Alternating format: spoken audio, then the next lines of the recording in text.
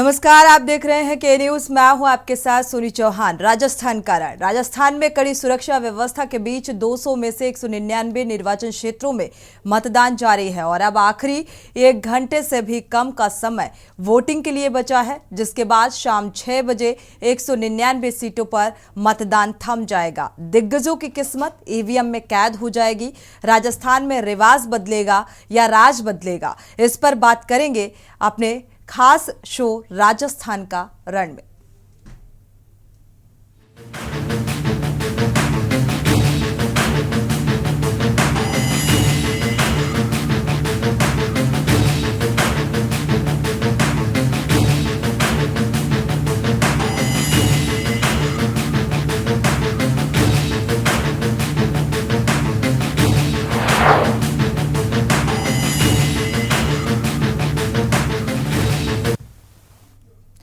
तो राजस्थान विधानसभा चुनाव के लिए 33 जिलों की 199 सीटों पर वोटिंग जारी है। अब वोटिंग में महज आखिरी चरण की वोटिंग जारी है और शाम 6 बजे के बाद सिर्फ बूथ के अंदर कतार में खड़े वोटर ही वोट डाल सकेंगे। अगर वोटिंग प्रतिशत का जिक्र करें तो आपको बता दें, जालौर में सबसे कम वोटिंग प्रतिशत रहा, 52.32% वोटिंग हुई है यहां पर, और अजमेर में 52.62% वोटिंग। तिजारा में सबसे ज्यादा वोटिंग हुई है। जोधपुर की अगर बात करें तो 49.34% वोटिंग हुई है यहां पर, और लूड़ी में 52.55% वोटिंग हुई है। तो सूरसागर में वोटिंग प्रतिशत 51.73% रहा। ओसिया में भी ठीक ठाक रहा। लूड़ी में अगर बात करें तो 52.55% वोटिंग हुई है। तो 3 बजे तक 54% मतदान हुआ है। बीकानेर का अगर जिक्र किया जाए, शेरगढ़ में 57.87% वोटिंग हुई है।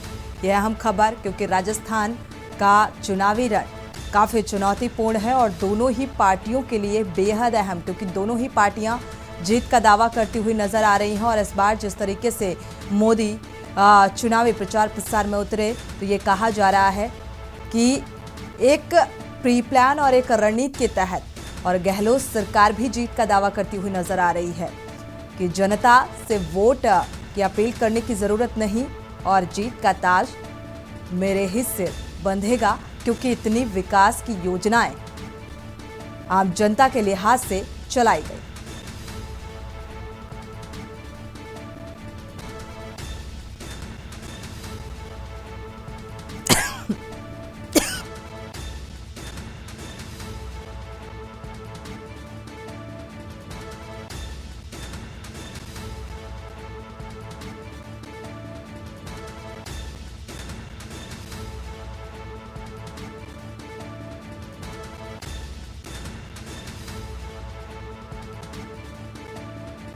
चर्चा करेंगे राजस्थान के रण को लेकर। हमारे साथ खास मेहमान जुड़े हुए हैं। रतन डोभाल जी हैं, एज ए वरिष्ठ पत्रकार जुड़े हुए हैं। स्वागत है आपका इस चर्चा में शामिल होने के लिए। मुकेश सैतुल हैं, एज ए वरिष्ठ पत्रकार, आपका भी बहुत बहुत स्वागत है इस चर्चा में शामिल होने के लिए। सुनील कस्बा संवाददाता भी जयपुर से जुड़े हुए हैं, और अब से कुछ ही देर बाद झुंझुनू से भी संवाददाता जुड़ेंगे। तो सबसे पहले अपडेट साझा कर लेते हैं। सुनील कस्बा का रुख कर लेते हैं जयपुर। देखा जाए, जयपुर और राजस्थान का रण बेहद चुनौतीपूर्ण नजर आ रहा है। अगर वोटिंग प्रतिशत का जिक्र करें तो अभी तक क्या कुछ वोटिंग प्रतिशत रहा, सुनील? बिल्कुल, आपको बता दूं, अभी मैं जयपुर की जो मालीनगर विधानसभा सीट है यहाँ पे हूँ, और यहाँ पे अभी अंबेडकर जो बूथ है वहां पे हूँ, और यहाँ पे अभी 62% के लगभग वोटिंग है वो यहाँ पे अभी तक हो चुकी है। और कांटे की टक्कर है यहाँ पे कालीचंद शराफ और अर्चना शर्मा के बीच में चल रही है। अर्चना शर्मा पिछली बार 1800 के आसपास के वोटों से यहाँ से चुनाव हार गई थी, लेकिन इस बार देखते हैं कि चुनाव का रिजल्ट है वो क्या रहेगा। जनता का रुझान क्या कुछ कहता हुआ नजर आ रहा है? जनता का मूड क्या कुछ नजर आया ऐसा चुनावी माहौल में? बिल्कुल, जनता का ये कि मुख्यमंत्री कांग्रेस सरकार की बात करें तो मुख्यमंत्री अशोक गहलोत तो वो लगातार अपनी योजनाओं के दम पे है, वो सरकार रिपीट करने की बात करते हैं, और सरकारी कर्मचारियों को, ओपीएस को लेके, जो भी लोग मेडिकल की अपन बात करें तो चिरंजी योजना उसको लेके, और लेकिन बीजेपी की अपन बात करें तो भारतीय जनता पार्टी है वो कमल के फूल के नाम पे है, सिर्फ वोट मांग रही है। कोई भी मुख्यमंत्री का चेहरा उनका बार है नहीं, और अशोक गहलोत चाहते हैं कि चौथी बार मुख्यमंत्री का वो इशारा कर चुके हैं कि यदि कांग्रेस की सरकार रिपीट होती है तो वो चौथी बार राजस्थान के मुख्यमंत्री होंगे। जी, चौथी बार राजस्थान के मुख्यमंत्री होंगे। राज बदलेगा या रिवाज बदलेगा, इस पर भी चर्चाएं जोरों पर हैं, और क्योंकि जीत का दावा दोनों ही पार्टियां करती हुई नजर आ रही हैं, और क्या मोदी लहर का असर यहां पर देखने को मिलेगा, क्योंकि लगातार चुनावी प्रचार प्रसार में तेजी देखी गई। और अशोक गहलोत सरकार का अगर जिक्र करें, जिस तरीके से मध्य प्रदेश और छत्तीसगढ़ में एक हिंदू कार्ड के जरिए एक कार्ड करने की कोशिश की गई, लेकिन गहलोत सरकार में अगर राजस्थान का जिक्र करें तो यहां पर ऐसा कोई पैतरा या ऐसा कोई कार्ड नजर नहीं आया कि गहलोत सरकार की तरफ से चला गया हो।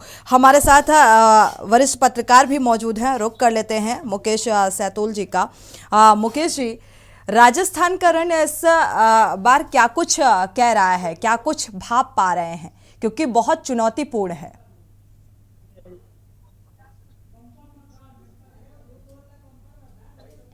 अनम्यूट करिएगा।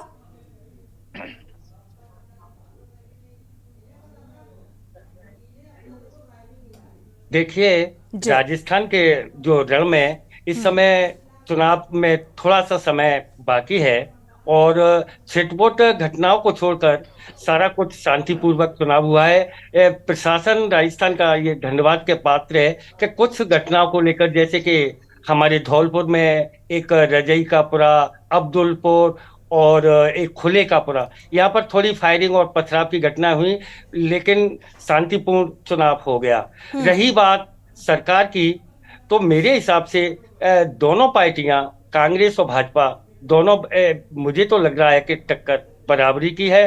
और कौन सीएम होगा, जैसे कि अभी सुनील जी ने बताया कि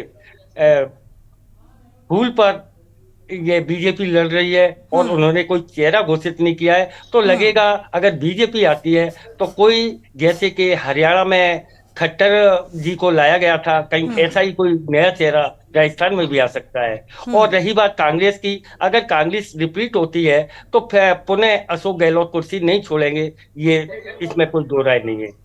बिल्कुल। हमारे साथ रतन डोभाल जी भी जुड़े हुए हैं। रतन डोभाल जी, अगर कहा जाए 2018 का अगर जिक्र किया जाए तो मुझे लगता है इसके पीछे इलाके में जो गुर्जर वोट बैंक रहा है, ये काफ़ी बड़ा योगदान रहा है, जो इस बार कांग्रेस से कहीं ना कहीं छिटक सकता है, ऐसा अंदेशा लगाया जा रहा है। फिलहाल क्या कुछ उम्मीदें नजर आ रही हैं? अनम्यूट करिएगा।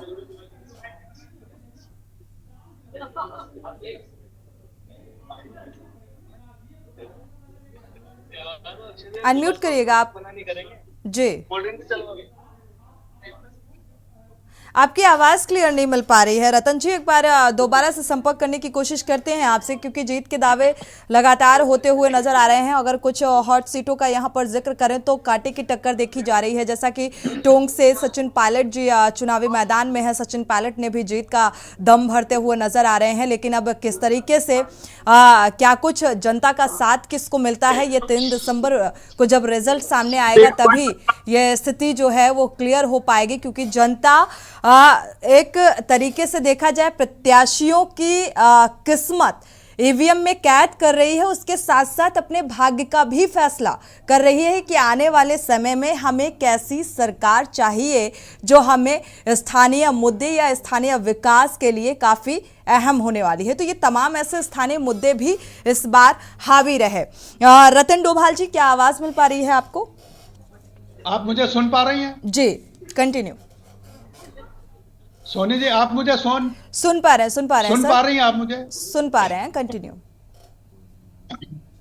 जी, अच्छा, देखिए, आपने जो अभी चुनाव का रुझान है और लोग भी बोल रहे हैं, जो हम ये समझते हैं कि राजस्थान में कोई ये पहली बार देखने में मिल रहा है, कोई इनकम्बेंसी नहीं है सरकार के, गहलोत सरकार के खिलाफ। और ये उसमें कि कांग्रेस ने बहुत सारा जो पिछड़ा विवाद था उससे सबक लेके अपने कुनबे को संभालने का कोशिश भी की है। और जो भारतीय जनता पार्टी जो प्रमुख विपक्षी पार्टी है प्रतिद्वंदी उसकी, उसका जो कुनबा है वो अच्छा खासे ढंग से वो बिखरा हुआ है। आप सुन रही हैं मुझे? सुन पा रहे सर, अपनी बात को पूरा हाँ कर लीजिए। हाँ, जी। वो बिखरा हुआ है इस, और जो जो जन मुद्दे हैं, जी। पहले ये भी कहा है कि उसमें जो अशोक गहलोत हैं, जो अनुभवी लीडर है, और इस समय राजस्थान में भारतीय जनता पार्टी पहली बार ऐसा हो रहा है कि बिना लीडरशिप है, उसके पास कोई लीडर कौन होगा, कल ये भंवर में है। वो दूसरे पे आरोप लगाते रही है बीजेपी, लेकिन इस बार राजस्थान में वो उसके पास कोई चेहरा नहीं, उन्होंने घोषित भी नहीं किया है। बिल्कुल। और वो ये दिक्कत है। और जो योजनाओं का बात है उसके बिल्कुल जो रेवड़ी राजस्थान बांटने का का चुनाव, रतन जी, डिबेट चल मुझे रही है, लगता घंटे है चलेगी। मोदी के चेहरे पर बीजेपी लड़ रही है। नहीं, वो सचिन पायलट चेहरे, इस बात का जिक्र पहले ही कर चुके कोई और हैं। बोल रही है ना। हाँ, वो चेहरा भी उन्होंने बदल दिया, चेहरा फिर उन्होंने कमल कर दिया। जी। मोदी मोदी जी का जो चेहरा था, मोदी जी ने खुद कहा कि चेहरा कमल कमल है। या तो जी। इसमें इनका हो जाएगा, नहीं वैसे कर लेंगे। जी। तो डेढ़ लाख के हो। मैं कह रहा हूँ कि ये इसमें राजस्थान में जो जो जनता के मुद्दे हैं, जो किसान के सवाल हैं, जो बिल्कुल। गैस सिलेंडर का मामला है, भारतीय जनता पार्टी को उसी एजेंडे पे आना बिल्कुल। पड़ा। पहली बार ऐसा देखने में मिल रहा है कि कांग्रेस आगे है मुद्दों में भी, और बीजेपी उनके पीछे जाने की कोशिश कर रही है, पीछे पीछे उनको पकड़ने की कोशिश कर रही है। तो उसमें भी ये ऐसे गहलोत उनसे बाजी मारते हुए दिखाई दे रहे हैं। अभी भी मेरे ख्याल से जो लग रहा है, जो ट्रेंड है, 65 से 70% मतदान होने वाला है राजस्थान में, और ये अपने आप में अच्छा खासा वो है। और ये जो पिछली बार जो ये बगावत थी बीजेपी ने ही के शुरुआत में कांग्रेस के अंदर हुई थी, मध्य प्रदेश दोहराने की कोशिश हो रही थी, उसको भी उन्होंने कुशलता से, सूझबूझ से उसको सॉर्ट आउट कर लिया। और आज सचिन पायलट उनके साथ में है, दोनों चेहरे एक बार कोशिश की गई अलग अलग, लेकिन फिर भी वो इकट्ठे आपको दिखाई दिए हैं।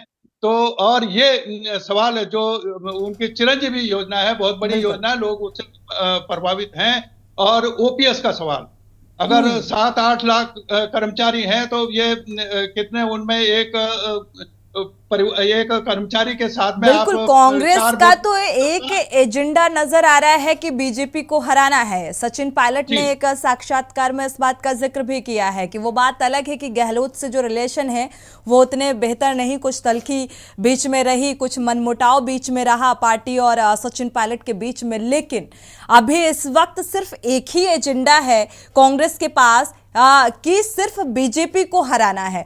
तो ये और इसके साथ साथ जो स्थानीय मुद्दे हैं वो हावी होते हुए नजर आ रहे हैं। अगर राजस्थान की जनता का जिक्र करें, चाहे बेरोजगारी हो, चाहे महिला सुरक्षा का मुद्दा हो, हालांकि कन्हैयालाल हत्याकांड को लेकर लगातार बीजेपी ने चुनावी प्रचार प्रसार के दौरान मंचों से इस बात का चिल्ला चिल्लाकर जिक्र किया। अब जनता का साथ किसे मिलेगा, एक बार अपने संवाददाता का रुख कर लेते हैं, सुनील कस्बा का। सुनील, देखा जाए तो यहाँ पर इस दौरान जब मताधिकार का प्रयोग करने के लिए जो वोटर्स हैं वो बूथ स्थल तक पहुंचे हुए थे, तो इस बीच क्या बातचीत करने की आपने कोशिश की कि किस आधार पर यहाँ की जनता वोट देने के लिए पहुंची हुई है? सुनील, अनम्यूट करिएगा।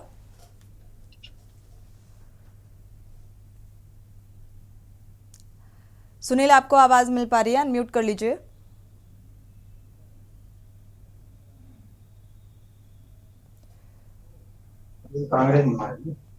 चलिए, मुझे लग रहा है आवाज नहीं मिल पा रही है। सुनील, अगर आवाज मिल पा रही है तो बिल्कुल बिल्कुल बिल्कुल आपको मैं बता दूं कि जो भी वोटर्स हैं उससे मैंने बात करने की यहाँ पे कोशिश की, तो सबसे जो युवाओं के अंदर जो देखने को चीज मिली वो था कि बेरोजगारी और रोजगार के लिए, क्योंकि राजस्थान काफी बेरोजगारी यहाँ पे है और युवाओं को रोजगार नहीं मिला। सरकारें आती हैं, बड़े बड़े वादे करती हैं, इतनी वैकेंसी हम निकालेंगे, लेकिन होता लास्ट में है कि वैकेंसियां निकलते भी, लेकिन 3-3 4-4 साल तक वो परीक्षाएं नहीं होती, उनके पर्चे है वो आउट हो जाती है। अभी अपने राजस्थान में देखा काफी भर्तियों की पर्चे हैं वो यहाँ पे आउट है, और उसके बाद में बीजेपी कांग्रेस एक दूसरे पे आरोप प्रत्यारोप कर लेगी कि आर्मी की पेपर आउट हो गए, यदि बाहर की जहाँ पे भारतीय जनता पार्टी की सरकार है वहां पे कोई पेपर आउट होता है तो वो बीजेपी कांग्रेस की सरकार उन पर आरोप लगाती है। तो ये चीज चलता रहता है, इसके अंदर जो युवा है वो फंस जाता है। और जब महिलाओं की बात करें तो महिला सुरक्षा भी एक महत्वपूर्ण मुद्दा। महिलाओं की सुरक्षा की गारंटी कौन ले?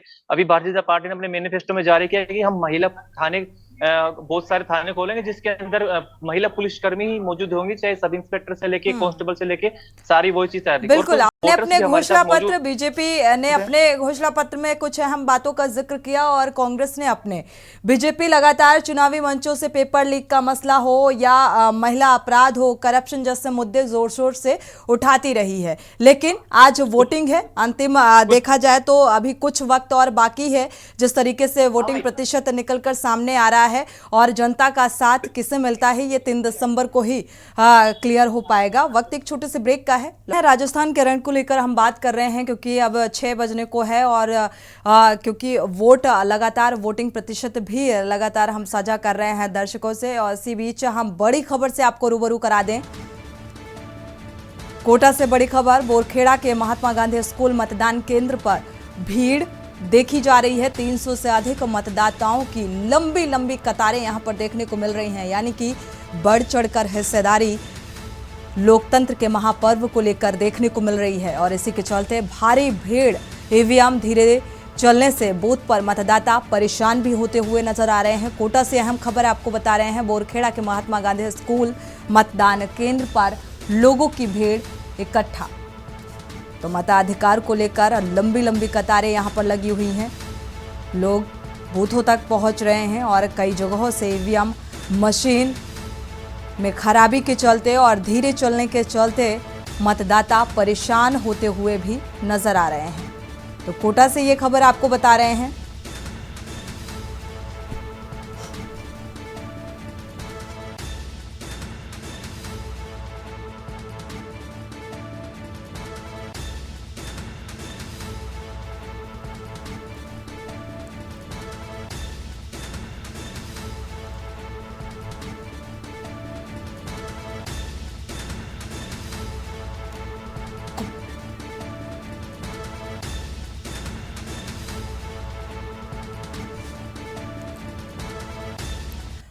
और इसी बीच बड़ी खबर सामने आ रही है राजस्थान से। हम खबर 5 बजे तक का बम्पर मतदान का वोटिंग प्रतिशत आपको बता दें।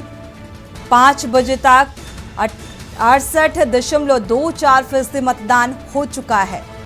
तो बांसवाड़ा में 72.49% मतदान हुआ है। शाम 5 बजे तक का ये वोटिंग प्रतिशत सामने आ रहा है।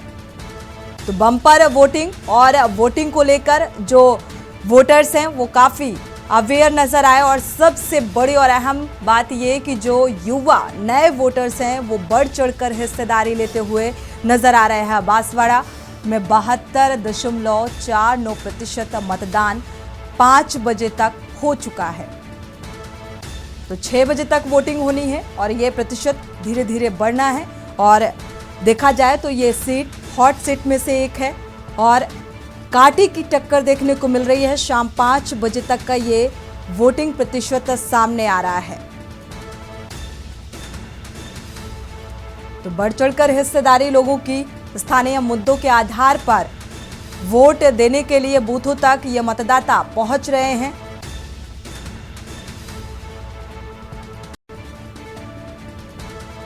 तो राजस्थान का रण बेहद चुनौतीपूर्ण।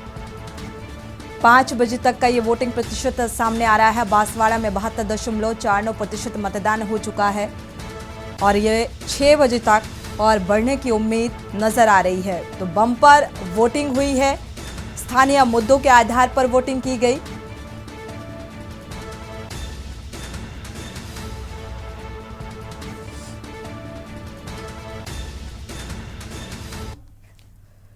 तो लगातार राजस्थान के रण को लेकर हम चर्चा कर रहे हैं। हमारे साथ वरिष्ठ पत्रकार भी जुड़े हुए हैं, साथ ही संवाददाता जुड़े हुए हैं। झुंझुनू का रुख कर लेते हैं, राजस्थान के झुंझुनू का, जहां से हमारे संवाददाता जावेद खान जुड़े हुए हैं। जावेद, क्या अपडेट है और क्या वोटिंग प्रतिशत अब तक का सामने आ रहा है? किस तरीके का माहौल देखने को मिला इस दौरान, वोटिंग के दौरान? जी, मैं आपको बता दूं कि यहाँ पे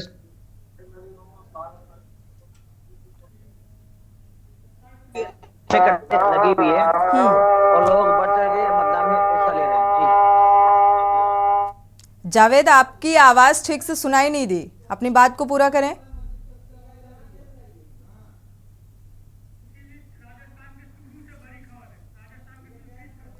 इसी बीच बड़ी खबर सामने आ रही है। वापस से जावेद आपका रुख करेंगे। बड़ी खबर आपको बता दें, राजस्थान से अहम खबर सामने आ रही है।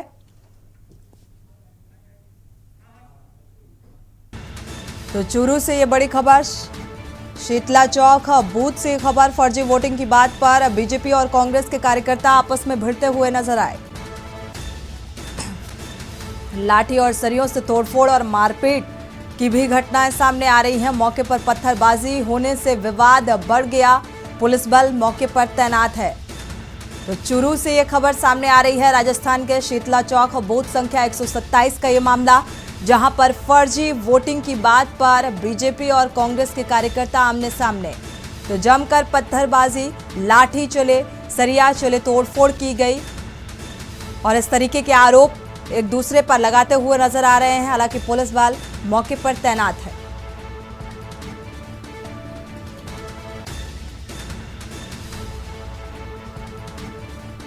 हमारे साथ सुनील संवाददाता लगातार जयपुर से जुड़े हुए हैं और साथ ही मुकेश सैतुल ऐसे वरिष्ठ पत्रकार जुड़े हुए हैं, रतन डोभाल जी भी जुड़े हुए हैं।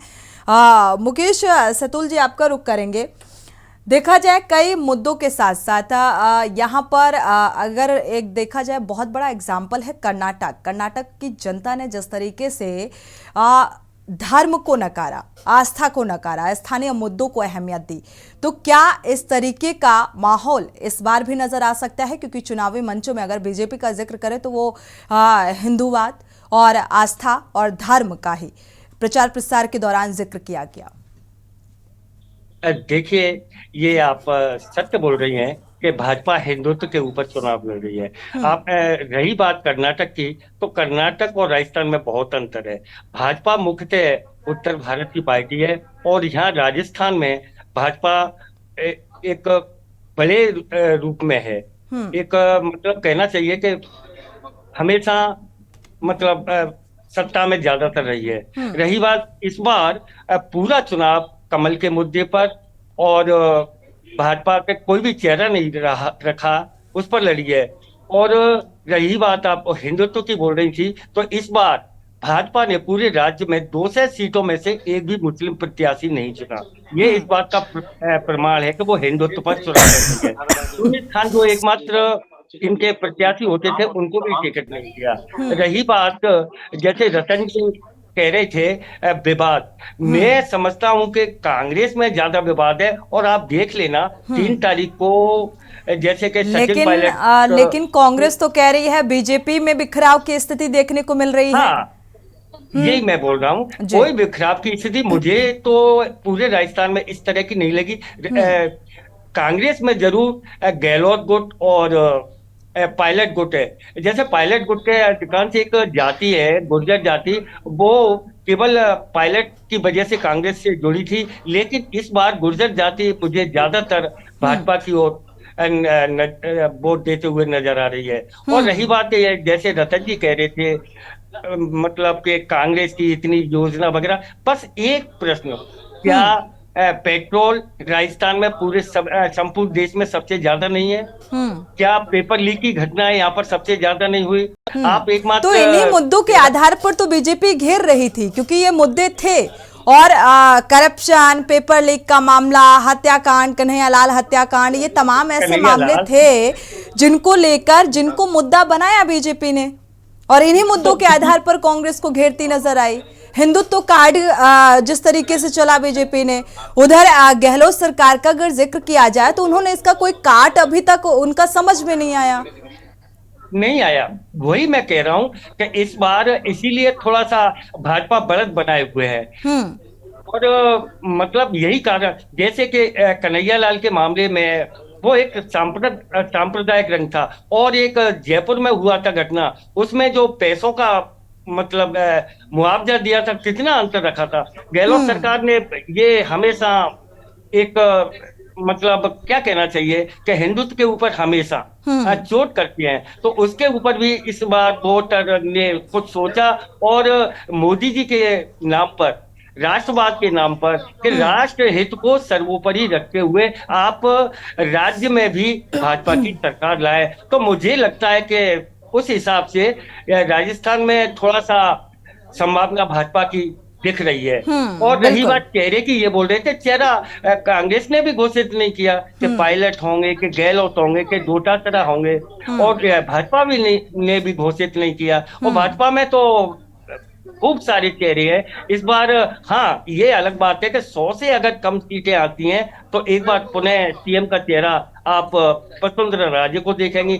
और अगर 100 से ऊपर सीटें आती हैं भाजपा की तो कई चेहरे हैं, जैसे कि दिया कुमारी हैं, ओम माथुर हैं, गजेंद्र सिंह शेखावत हैं, ओम बिरला हैं, और बाबा बालकनाथ हैं। ऐसे कई चेहरे हैं। और ऐसा भी हो सकता है कि कोई सोचे भी नहीं, ऊपर से मोदी जी और अमित शाह ऐसा चेहरा ला दे जैसे हरियाणा में लाए थे, तो ऐसा भी हो सकता है। रही बात वैसे सब कुछ देखने को तो अब 3 तारीख को ही पता लगेगा कि किसके सर पर ताज बनने वाला है। जनता का साथ किसे मिलने वाला है और जनता अपने भाग्य का फैसला करने जा रही है। ये बेहद खास दिन भी है राजस्थान की जनता के लिए। आपका रुख करेंगे मुकेश सतुल जी। अगर देखा जाए सचिन पायलट काफी करीबी भी माने जाते हैं राहुल गांधी के, और अगर 2024 के आम चुनाव की बात करें तो जिस रणनीति के आधार पर लड़ा जा रहा है, तो क्या कह रहा है 2024 की राह इतनी आसान होने वाली है? क्योंकि यहाँ पर ध्रुवीकरण की भी राजनीति होती नजर आई, यहाँ तुष्टीकरण की भी राजनीति चरम पर। क्या कुछ आसार और रणनीति नजर आ रही है आने वाले समय में?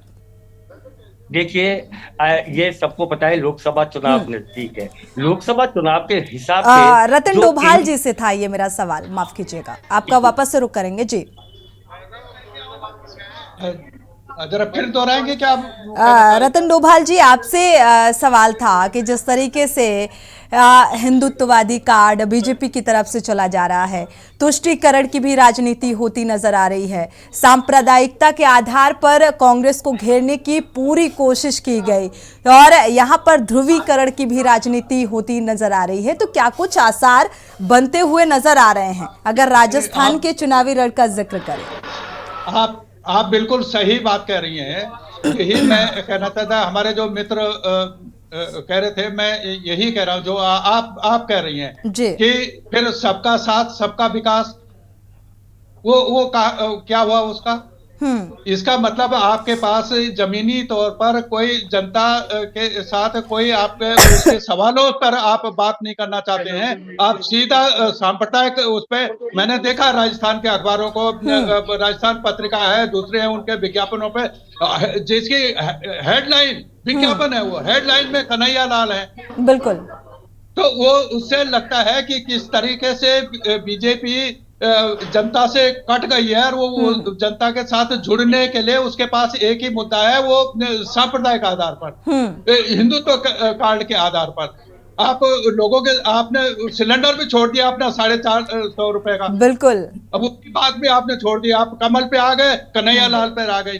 वही आप बात नहीं कर रहे हैं कि जो कर्मचारी पुरानी पेंशन की मांग कर रहे हैं। आप अग्निपथ पे राजस्थान में कितने जो नौजवान है जो एक रोजगार का साधन था, वो छिड़ गया अग्निपथ से। पेट्रोल पर बात नहीं कर रहे हैं आप। बिल्कुल नहीं, अरे पेट्रोल भारत सरकार, आपकी सरकार क्या कर रही है, जो मोदी सरकार क्या कर रहे हैं? ये पड़ोस के राज्य में देखिए ना, पड़ोस के राज्य में यूपी में बैग टंकिया ये गहलोत नहीं कर सकते थे क्या? मैं सर ये बात नहीं कर रहा हूँ, मैं ये कह रहा हूँ कि भारतीय जनता पार्टी ने, ये आज की समस्या नहीं है पेट्रोल, ये 5 साल तक बीजेपी ने क्या किया गहलोत के खिलाफ पेट्रोल के सवाल पर? मुझे ये बता दें, आवाज उठाया आप ये बता दें कि आज पेट्रोल पे आ गए। पेट्रोल का सवाल नहीं है, आप पेट्रोल से भी सिलेंडर की बात कर, दूसरे लोगों को गुमराह, वो आपको भी चाहिए, मुझे भी चाहिए, किसको आप दे रहे हैं? 450 का सिलेंडर, जब 450 का सिलेंडर था तब आपका वेतन कितना था, या आपके मकान की कीमत कितनी थी? आज अगर 1000 से ऊपर है पेट्रोल वो सिलेंडर, तो आज आपका वेतन कितना है? हमारी तो नौकरी कितना मिल रहा है, ये भी देखने की बात होती है। मोदी राज में हमारी तो नौकरी चली गई, वेतन की बात कर रहे हो आप? नहीं, मोदी राज में नहीं गई। आप राजस्थान सरकार के कर्मचारी होंगे तो राजस्थान सरकार ने दिए होंगे, केंद्र के होंगे तो केंद्र के। मैं ये कह रहा हूँ, सांप्रदायिकता की बात कर रहे हैं, सांप्रदायिकता तो जैसे व्यक्तिगत गहलोत मत सरकार ने हुई, चलाई। व्यक्तिगत मुझे लगता है ये डिस्कशन हेलो। नहीं होना मैं चाहिए। मैं ये सर, मैं होने ये और भी होगा। कन्हैया लाल के मुद्दे पर जैसे आपने बोला, उसको उनको कितना मुआवजा दिया था, और एक दुर्घटना हुई थी जयपुर में, एक दुर्घटना थी, कोई सांप्रदायिक बलवा नहीं था, और उसको कितना मुआवजा दिया, क्यों दिया, आप बताएं मुझे। उनको इतना मैं 50 लाख क्यों, उनको 5 लाख क्यों? ये सांप्रदायिकता कौन फैला रहा है? मैं ये कह रहा हूँ बताएं कि आप। ये राजस्थान में चुनाव का मुद्दा है क्या? चलिए, ये जनता फिर- जनता का मुद्दा है क्या ये? हाँ, ये है ना। मुद्दा लेकिन आप सबसे बना- अहम जब बात आपके ये है पास मुद्दा नहीं है, सुतैल जी, यहाँ पर रतन डोभाल जी अपनी जगह बिल्कुल ठीक है, वो आप अपनी बातों का जो जिक्र करते हुए नजर आ रहे हैं, आप बिल्कुल सही कर रहे हैं, लेकिन मुकेश सुतैल जी को इस बात से मुझे लगता है थोड़ा सा नाराजगी है, जिस तरीके से इंटरप्ट करते हुए नजर आ रहे हैं। जी एक सेकंड, और मैं रतन जी से एक बात पूछूंगा। जी। राष्ट्र और धर्म में, राष्ट्र अगर धर्म बचेगा तो राष्ट्र बचेगा। आपने अफगानिस्तान का देखा है, कैसे लोग छोड़ कर अपना लाखों करोड़ों का व्यापार छोड़कर भाग आए भारत। क्यों भाग आए? वहां की घटना है, आप सब समझ रहे हैं। आप क्या बात है, इसमें क्या दिक्कत है? तो आप तो यहाँ वालों को अफगानिस्तान में भगा रहे हो क्या? आपका दूतावास बंद हो गया है, नहीं, वो उसकी बात कोई नहीं नहीं कर रहे हो भगा आप। रहा। मैं तो आप आपको कह रहा हूं अपनी कि डेजिग्नेशन की मुझे लगता है गरिमा भूल गए। मुकेश सुतैल जी और रतन डोभाल जी, आप लोगों से, दोनों ही अतिथियों से रिक्वेस्ट है कि मुझे लगता है एक पत्रकार जो होता है वो किसी पक्ष का या विपक्ष की तरफदारी नहीं करता है, वो किसी की तरफदारी नहीं, वो न्याय की बात रखता है। तो मुझे लगता है आप अपनी इस जिम्मेदारी को बखूबी निभाइए। कांग्रेस को क्या करना चाहिए या बीजेपी को क्या करना चाहिए, क्योंकि ये राजनीतिक दल हैं, आप राजनीतिक प्रतिनिधित्व करने के लिए नहीं बैठे हैं। रतन जी, आप अपनी बात को पूरा कर सकते हैं। मैडम, मैं ये कह रहा था कि राजस्थान में जनता बम्पर वोटिंग कर रही है। मुझे लगता है जो आप दिखा रही हैं 68.24 ये 75 तक जा सकता है। तो अपने आप में दोनों पार्टियों ने पूरी कोशिश की है कि लोग मतदान करें। ये अपने आप में लोकतंत्र के लिए, डेमोक्रेसी के लिए बहुत उत्साहजनक बात है। मैं उसका स्वागत करता हूँ। बिल्कुल बिल्कुल, सबने किया, लेकिन इसके अलावा भी मैं ये समझता हूँ राजस्थान में और लोग भी चुनाव लड़ रहे हैं। बिल्कुल, बीजेपी और कांग्रेस ही नहीं है, ये भी हो सकता है। लेकिन इन दोनों का आमना सामना जबरदस्त है, इसलिए ये हावी हैं, ये दोनों पार्टियां बड़ी पार्टियां हैं, इसलिए परिणाम घोषित नहीं कर रहे हैं कि बीजेपी आ रही है, कांग्रेस जा रही है। हाँ। हम जो जमीन पर जो दिख रहा है वो बात है, जो अपने अनुभव के आधार पर हम ये कह रहे हैं कि वो सियासत जो चल रही है उस पर बात कर रहे हैं। ये तो जनता ने 3 तारीख को पता चलेगा, और 3 दिसंबर को रिजल्ट आएगा, तब ये क्लियर हो जाएगा, ये साफ हो जाएगी कि आखिर जनता ने अपने भाग्य का फैसला क्या कुछ किया है। सुनील का रुख कर लेते हैं। बिल्कुल, सुनील हमारे संवाददाता भी लगातार जुड़े हुए हैं जयपुर से। सुनील, देखा जाए तो कौन कौन से, जैसा कि चाहे बेरोजगारी हो, महंगाई हो, महिला सुरक्षा हो और करप्शन हो, ये मुद्दे इतने ज़्यादा हावी रहे यहाँ राजस्थान विधानसभा चुनाव से ठीक पहले प्रचार प्रसार के दौरान, तो क्या जनता इतनी जागरूक नजर आ रही है? क्या इस दौरान आपने बातचीत, प्रतिक्रियाएं लेने की कोशिश की कि जनता कितनी जागरूक है और किस आधार पर वो अपने मत का प्रयोग करने जा रही है? क्योंकि आने वाले 5 साल जो होंगे, उस 5 सालों में किस तरीके से कार्य और विकास होगा उस लिहाज से, क्योंकि ये बेहद अहम है, बहुत कीमती मत है। क्या कुछ जाना, क्या कुछ प्रतिक्रिया निकलकर सामने आई? बिल्कुल, आप सही कह रहे हैं कि ये जो आने वाले 5 साल है वो आज ही के चुनाव पे निर्भर है कि इस बार युवा है, बुजुर्ग है या मिडिल क्लास के लोग हैं, जितने भी लोग हैं, वो जो लोग वोटिंग करेंगे, अपना वोट का मत के अधिकार का प्रयोग करेंगे और उसी से एक सरकार बनेगी और उसी पे उनका विकास होगा। चाहे मुद्दे अपन शिक्षा की बात करें, चाहे रोजगार की बात करें, तो मैं एक बार फिर वही चीज दोहराऊंगा कि रोज बेरोजगारी है, जिसके लिए तो युवा यही चाहता है कि जितनी ज्यादा से ज्यादा सरकारी नौकरी चाहती है, क्योंकि मोदी जी कहते हैं कि आप बिजनेस करो, लेकिन एक कहीं ना कहीं राजस्थान की बात करें, उत्तरी भारत में तो अधिकतर लोग यहाँ पे सरकारी नौकरी की होती थी। साउथ की बात करें तो लोग वहाँ बिजनेस करते हैं, गुजरात की बात करें तो वहाँ पे लोग बिजनेस में ज्यादा इंटरेस्ट लेते थे, लेकिन राजस्थान की यहाँ पे बात करें तो अधिकतर हुआ आईएएस बनना चाहता है, आईपीएस बनना चाहता है, रेलवे में जाना चाहता है, बैंकिंग सेक्टर में जाना चाहता है। तो वही सब मुद्दों को ध्यान में रखते हुए महिलाओं ने, बच्चों ने और युवाओं ने, सभी ने वो अपने अपने मत का यहाँ पे प्रयोग किया है। और जिस बूथ पे फिलहाल खासतौर पे अगर युवाओं का जिक्र करें सुनील, यहाँ पर जो युवा वोटर्स हैं, क्योंकि इस बार काफी ज्यादा युवा वोटर्स हैं और बढ़ चढ़कर भागीदारी भी लेते हुए नजर आ रहे हैं, अपने मताधिकार का प्रयोग करने के लिए पहुंच रहे हैं और मुद्दे भी हैं कि हम इस मुद्दे के आधार पर अपने वोट का इस्तेमाल करेंगे। तो उन युवाओं में किस तरीके की उत्सुकता और क्या कुछ क्रेज और बेरोजगारी को लेकर किस तरीके से अपनी आवाज को उठाया? बिल्कुल, जब कांग्रेस की सरकार आई थी तब ये कहा था कि 4,500 रुपए बेरोजगारी भत्ता है वो दिया जाएगा, लेकिन उसके बाद के अंदर भी और इतनी सारी भर्तियां निकाली जाएंगी, अलग अलग फर्स्ट ग्रेड की, आरएस वगैरह की, लेकिन क्या कि भर्तियां निकाली गई लेकिन पेपर आउट हो गए। जब युवा इस बात को लेकर नाराजगी भी थी युवाओं में। बिल्कुल, शहर में आता है, अपनी पढ़ाई करता है और उसके बाद में वो 6-7 महीने साल भर तैयारी करता है, उसके बाद में उससे पता चलता है कि 6 महीने बाद में कि उसका पेपर आउट हो गया। कई बार होता है कि सेम डे पेपर आउट हो जाते हैं। और उसके बाद सचिन पायलट ने इसके लिए अपनी ही सरकार के खिलाफ एक बहुत बड़ा आंदोलन भी किया था और उन्होंने कहा था कि आरपीएससी कि इसको भंग कर दिया जाना चाहिए, दूसरी संस्था बन जानी चाहिए। और जो पेपर आउट हुए तो उन बच्चों को मतलब भत्ते की मतलब मुआवजा उनको मिलना चाहिए। और अशोक गहलोत ने इसकी निंदा की थी कि ऐसा कैसे संभव हो पाएगा कि पेपर आउट हो गए बच्चों को, लेकिन एक बच्चों के भविष्य के साथ बहुत बड़ा खिलवाड़ था। लेकिन उसके बाद कहीं ना कहीं आला कमान सचिन पायलट को है मना लिया गया और जो भी धरने प्रदर्शन उन्होंने किए थे वो चीजें कहीं ना दिख नहीं रही है। वो कांग्रेस के साथ में है ना, कांग्रेस को वोट करने की वो है लगातार अपील, बिल्कुल लगातार अपील भी करते हुए नजर आ रहे हैं। एक्स में वो लगातार ट्वीट करते हुए नजर आ रहे हैं और लोगों से इस बात की अपील भी की कि अब, और उन्होंने इस बात को पहले ही साफ कर दिया था एक साक्षात्कार के दौरान कि ये जो अंदर खाने जो भी मनमुटाव रहा, लेकिन अब फिलहाल एक ही एम है कि बीजेपी को हराना है और उसी आधार पर उन्होंने प्रचार प्रसार भी किया, यानी कि प्रतिनिधित्व किया अपनी पार्टी का, क्योंकि पार्टी के आदेश का वो पालन करते हुए नजर आ रहे हैं। अब टोंक से हैं और किस तरीके का क्या कुछ रिजल्ट रहेगा वो 3 दिसंबर को पता चल जाएगा। मुकेश जी, आपका रुख कर लेते हैं। देखा जाए तमाम ओपिनियन पोल के आधार पर अगर जिक्र किया जाए तो वो कुछ और ही तस्वीर बयां करते हुए नजर आ रहे हैं। हालांकि अभी कुछ कह पाना बड़ा मुश्किल है, लेकिन कहा जा रहा है कि एंटी इनकम्बेंसी और टिकट वितरण का जो कांग्रेस पर प्रतिकूल असर जरूर दिखाई दे रहा है। अब परिणाम क्या होंगे ये पता नहीं। थोड़ा सा पुनः बताएंगे आप सोनी? मुकेश जी, आपको आवाज ठीक से आ रही है? हाँ, आ रही है जी। तो थोड़ा सा मुकेश जी, ओपिनियन पोल के आधार पर अगर बात की जाए तो ये कुछ और ही तस्वीर बयां करते हुए नजर आ रहे हैं। कहा जा रहा है एंटी इनकम्बेंसी और टिकट वितरण का कांग्रेस पर प्रतिकूल असर दिखाई पड़ सकता है। बिल्कुल, रिजल्ट क्या होगा ये पता नहीं।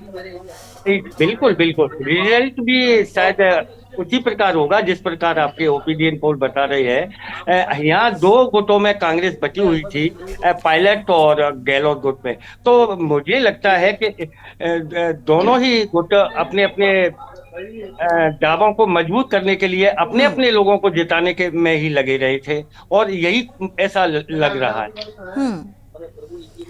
फिलहाल आपसे भी रतन डोभाल जी जान लेते हैं, क्या कहेंगे इसको लेकर, एंटी इनकम्बेंसी को लेकर? देखिए, मतलब मेरा ये मानना है कि कोई इनकम्बेंसी नहीं है गहलोत के खिलाफ में, और जो थोड़ा बहुत थी भी ये सचिन पायलट और गहलोत के एक साथ आने से, राहुल गांधी के आने हस्तक्षेप से, सोनिया गांधी भी वहां आए, वो कुछ चाहे भले ही दिखावे के लिए हो, लेकिन लोगों में यह है कि वो एक साथ आए हैं। दूसरी बात मैं ये जो कह रहा हूँ, चुनाव परिणाम क्या होगा हम उसके कुछ भी आज नहीं कह सकते हैं। मैं फिर ये दोहरा रहा हूँ कि ये लोकतंत्र में लोकतंत्र की जीत है। 70 से 75% लोग मतदान कर रहे हैं। ये अपने आप में मेरे लिए, मैं लोकतंत्र में भरोसे करने वाला आदमी हूँ और ये स्वागत योग्य है उस जनता को। राजस्थान की सैल्यूट। ठीक है, हमारे संवाददाता भी जुड़े हुए हैं क्योंकि थोड़ा ही जी अपनी बात को पूरा कर लें। जी, जो बेरोजगारी वाला सवाल है, ये ऐसा जिन्न आ गया है, ये पेपर लीक वाला। मैं उत्तराखंड से हूँ, हमारे यहाँ यही समस्या है। पहले तो वैकेंसी निकलती नहीं है, निकलती है तो वो पेपर बिक जाते हैं। हाँ, बिल्कुल। और वो रिजल्ट फिर कभी नहीं आता है। तभी तो ये अपोजिशन के लिए तभी तो बड़ा मुद्दा बन जाता है ये, और मुद्दे के आधार पर इसे भुनाया भी जाता है। बिल्कुल। सुनील, हमारे संवाददाता जुड़े हुए हैं, एक बार रुक कर लेते हैं क्योंकि समय बहुत कम बचा है। अगर समय रहा तो आपका रुक करेंगे। रतन डोभाल जी। सुनील, क्योंकि कुछ वक्त और 6 बजे तक वोटिंग होनी है, आप बूथ स्थल पर इस वक्त मौजूद हैं और 2 मिनट बाकी रह गए हैं, वहां पर क्या कुछ माहौल और कितनी भीड़ इस वक्त नजर आ रही है? बिल्कुल आपको बता दूं, जो वोटर्स मौजूद हैं, आप बातचीत करने की भी कोशिश करिएगा, जानिएगा किस आधार पर वो वोट करने के लिए बूथ स्थल तक पहुंचे हुए हैं। बिल्कुल अभी मैं देख पा रहा हूं तो लाइन लगभग पूरी खत्म हो चुकी है। 2-3 वोटर हैं वो जो अंदर अभी मौजूद हैं। अपडेट के साथ आप वो तस्वीरें भी साझा कीजिए सुनील। मैं बिल्कुल आपको दिखाता हूं और मेरे साथ एक वोटर है, उनसे भी बात करने की कोशिश करता हूं। सर, इस बार किस हिसाब से आपने वोट किए हैं? तो जो काम करते हैं अच्छा, वो उन्हीं का काम थोड़ा नहीं तो इस बार कांग्रेस सरकार ने कैसा काम किया? क्या आपको लगता है बीजेपी आएगी, कांग्रेस आएगी, क्या लगता है? बीजेपी आएगी। बीजेपी आएगी। और यहाँ पे जिस मालवीय सीट की बात करें तो यहाँ पे किन मुद्दों को लेकर वोटिंग हुई है? नहीं, विकास के लिए किया है, पहले से ही विकास चल रहा था। क्या क्या मुद्दे थे मालवीय की? मैं ज्यादा मुसलमान, कांग्रेस है ना, ज्यादा मुसलमान को फेरो कर रही थी। जैसे वो अभी बेसवार किया, एक आदमी का एक्सीडेंट को 50 लाख दे दिए, कर दिया। कल परसों थोड़ा हिंदू मरा था, उसके लिए 5 लाख रुपए दिए। तो ये भेदभाव से थोड़ा सा घृणा पैदा हुआ। जी बिल्कुल, हमने इनसे बात करने की कोशिश की और विकास के मुद्दे की है ये बात कर रहे हैं और कहते हैं कि हिंदू मुस्लिम कार्ड भी कहीं ना कहीं वो चीज, अपन धर्म की राजनीति की बात करें तो पार्टियों के अंदर ही सब चीजें चलती है, रहती हैं चीजें। और कुछ प्रशासन के लोग भी यहाँ पे मौजूद हैं, उनसे भी हम बात करेंगे, पर बात करने की कोशिश करेंगे। इंचार्ज मैम हमारे साथ में मौजूद है और सर हमारे साथ मौजूद है। सर, कैसा रहा था मतदान यहाँ पे आज? मतलब शांतिपूर्ण हो गए यहाँ पे? बहुत सही से रहा। सारी लोग वोटर कंप्लीट हो गए हैं यहाँ पे, मतलब बूथ के लिए कोई किसी प्रकार की कोई दिक्कत इस बूथ पे कोई दिक्कत नहीं हुई। बिल्कुल आला प्रशासन के लोग भी हमारे मौजूद।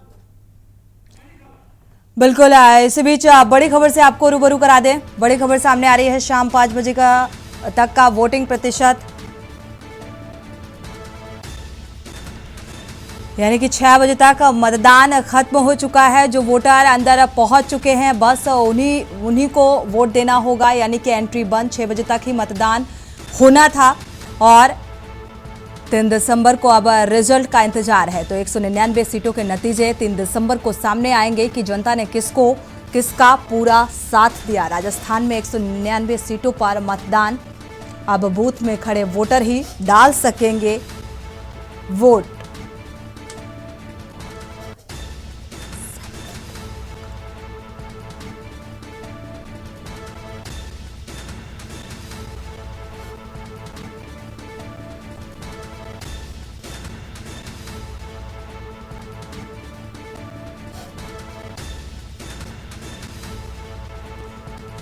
तो फिलहाल ये वोटिंग प्रतिशत सामने आ रहा है और इसके साथ ही 68.24% मतदान 5 बजे तक का ये वोटिंग प्रतिशत है फिलहाल, आपको बता दें।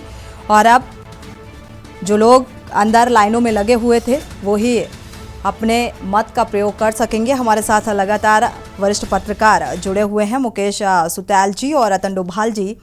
मुकेश जी, क्योंकि यहाँ पर कांटे की टक्कर कुछ एक सीटों को लेकर अगर देखा जाए, चाहे हम टोंक का जिक्र करें या झालरापाटन, ये हॉट सीट में से मानी जाती हैं।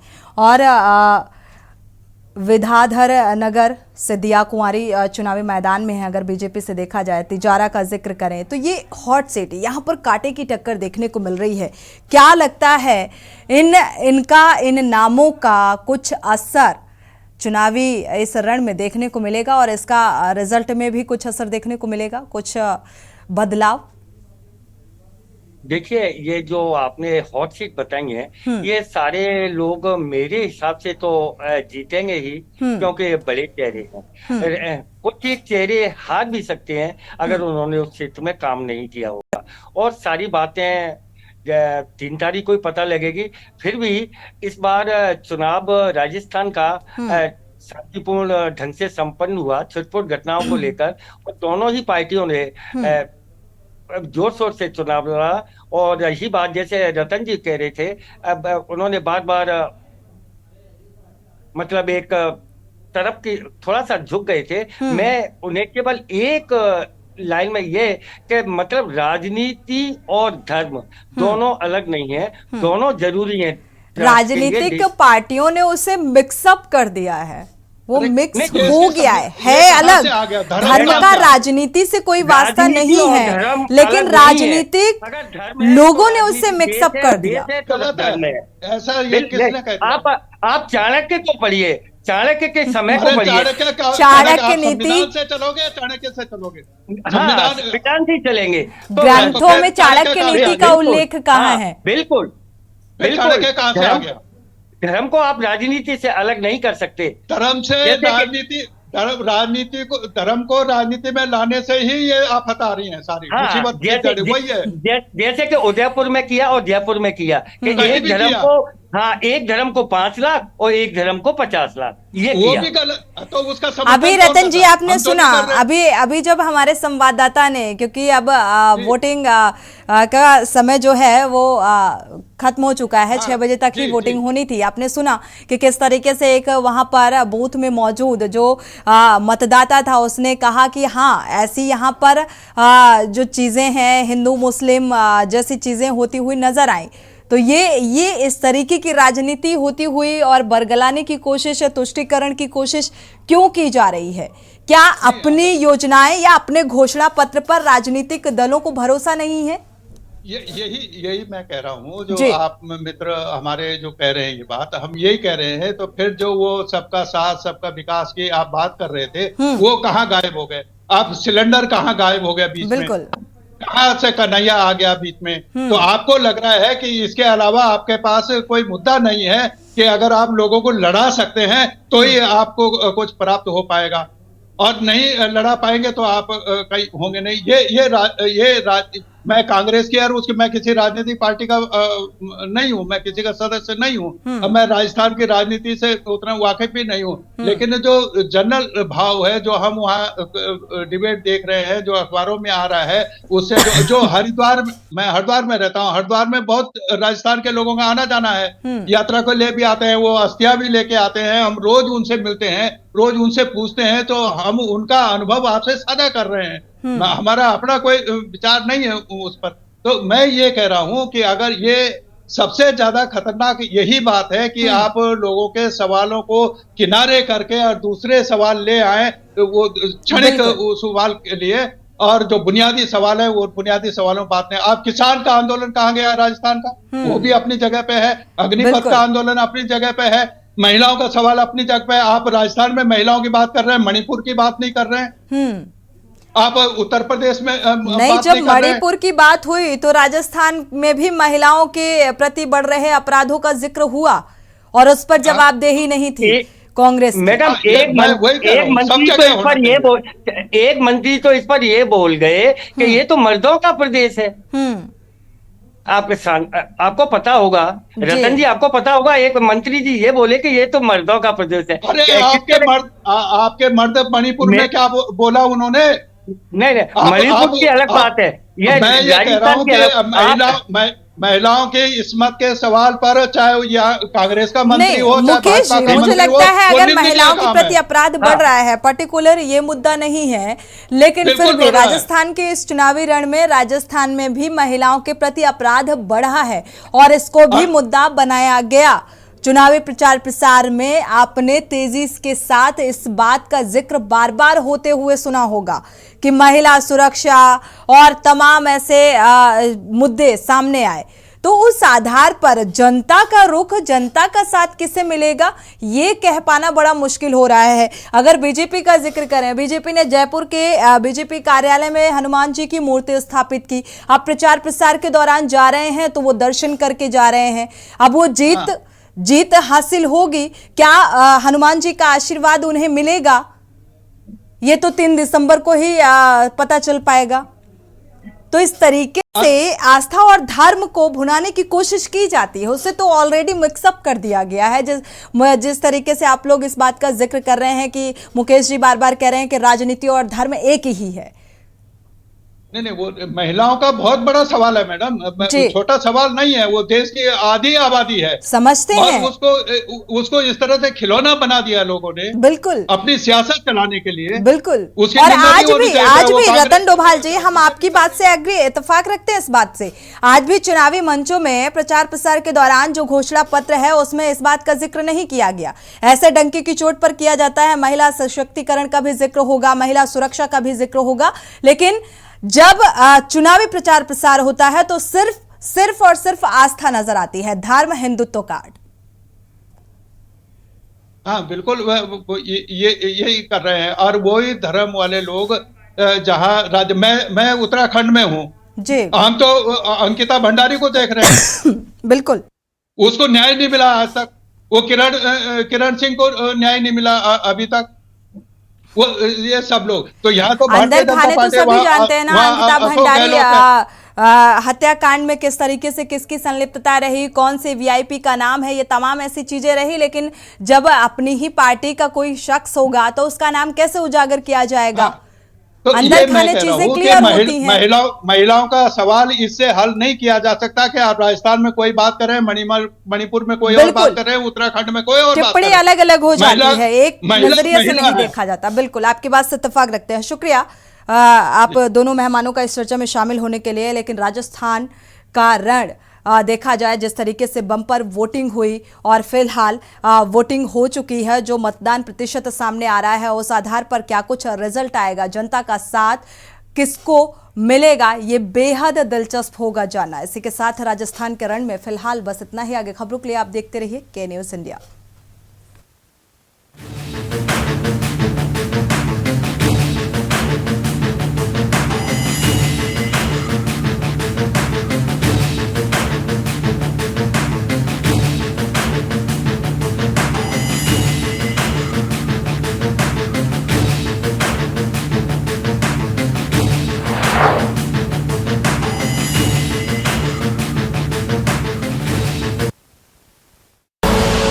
आप देख रहे हैं के न्यूज़, खबरों का सारथी।